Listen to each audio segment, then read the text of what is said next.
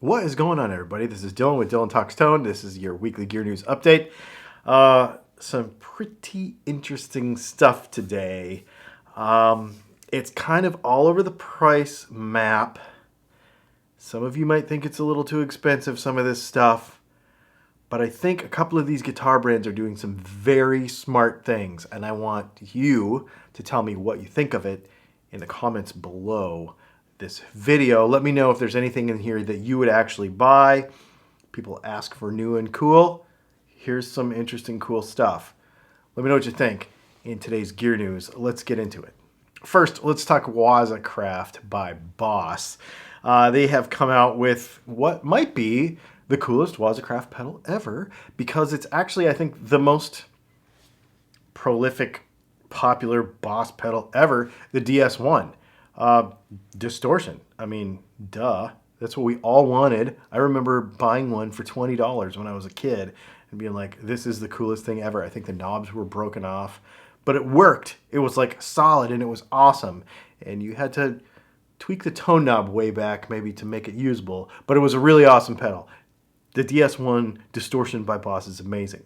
Wazacraft, obviously it looks exactly the same, but it's a Wazacraft pedal. Except, I don't know if you noticed, but there's a little switch. Flip that switch, and that's going to give you more fatness and mid-range cut to stand out in a mix a little bit more flexibility than maybe you would want, or maybe you would think was available with the older one. But there you go. Finally, a Wazacraft DS1. Let me know in the comments, will you buy this? Because this is pretty cool. Raise your hand if you're a Malcom Young fan. If you're an AC/DC fan, you'll know this guitar, the Red Beast. Of course, my favorite iteration of this guitar is way later in its history when it's all stripped down and it's only got one Filtertron in it. There's no finish on it. But this is kind of way earlier in the history of that guitar, this particular model of this guitar. Gretsch they announced this, I don't know, 6 or 8 months ago. We had it in the news when they announced it, but here it is. It's finally out. I don't know that they have, it's $33.99. So I think it's more of a signature model that's got all the right stuff, if that makes sense. It's not really a budget model, but you can see it here. It looks accurate. My preference is the more beat up, stripped down looking one, but let me know, would you buy this? I'm going to put as much of this stuff as I can in the links to it in the description of the video. Click around, check it out.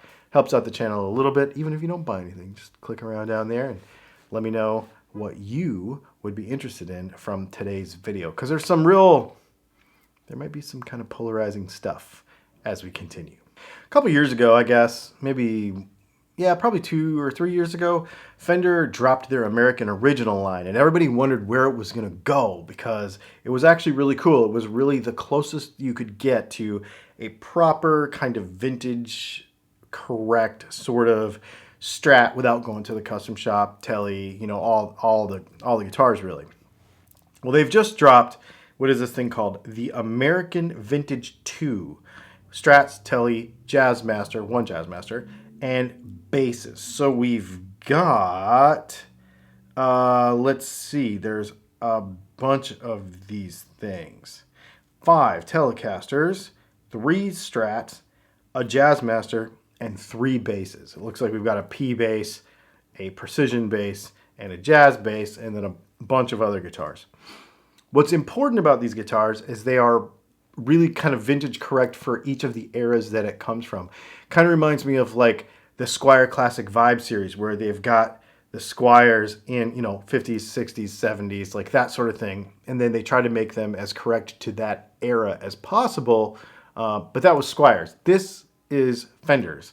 And they're also bringing back some really period correct pickups, even the Cunife humbuckers in the 70s wide ranges. So these are going to be really good. These guitars are going to be cool. They range in price. They're just over $2,000 to like, I don't know, $2,400-ish, somewhere in there, which kind of makes sense, especially if you've got Cunife humbuckers because they are not cheap to make. So this sort of makes sense, this sort of good American guitar for the $2,000 to $2,500 range. Makes a lot of sense. Let me know because a lot of people have been asking for this particular American original-ish sort of thing to come back. So now you have it in the American Vintage 2. Robben Ford has released or announced a signature guitar with PRS. It looks real similar to a McCarty, basically like a limited edition McCarty, but it's got Robben Ford pickups in it. It's got the little Robben Ford symbol on them. It's got a blackwood fretboard instead of a rosewood fretboard, and it's got some other kind of personalized touches to Robben Ford.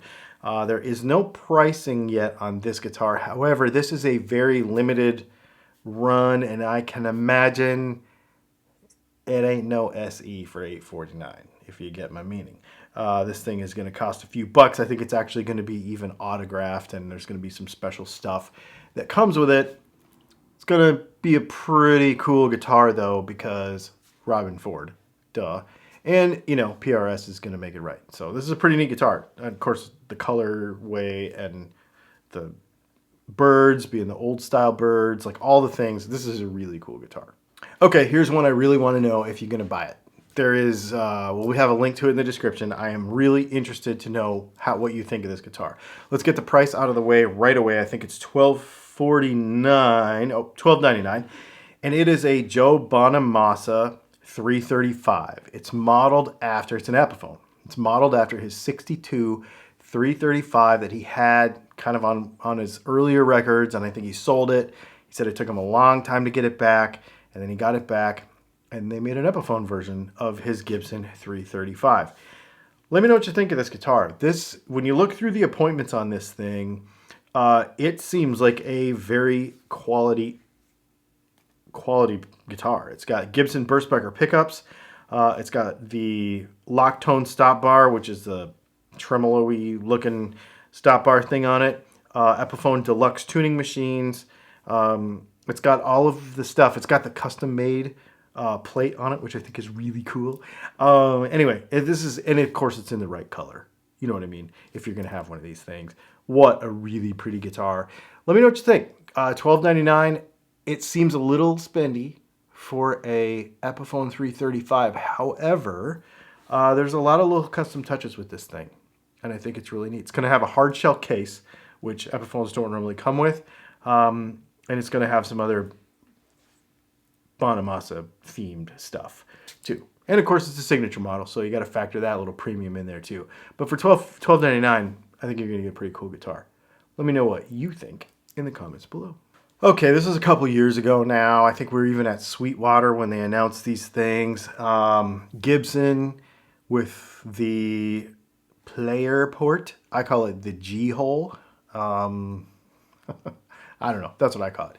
The Gibson G-hole acoustics with the little hole like right here in the shoulder of the guitar to, you know, make it sound better to you when you're playing, I guess. This is an interesting one because they basically took the G-hole series of guitars and they mixed it by making it into a classic hummingbird shape. So it's basically like a Gibson hummingbird ish, but then they mix it with the Gibson G-hole series, which I think is really cool. I actually really like this guitar. I couldn't find a price on it at the time of this video. If I can find a link to it, I'll put it in the description.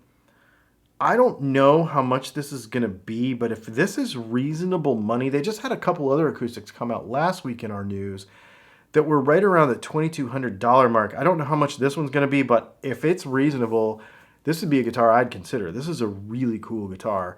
That classic big dreadnought Gibson hummingbird shape with some contemporary appointments. You can see the fretboard inlays and, of course, the materials. And of course, the G-hole. I think it's a really neat guitar. A little polarizing, maybe?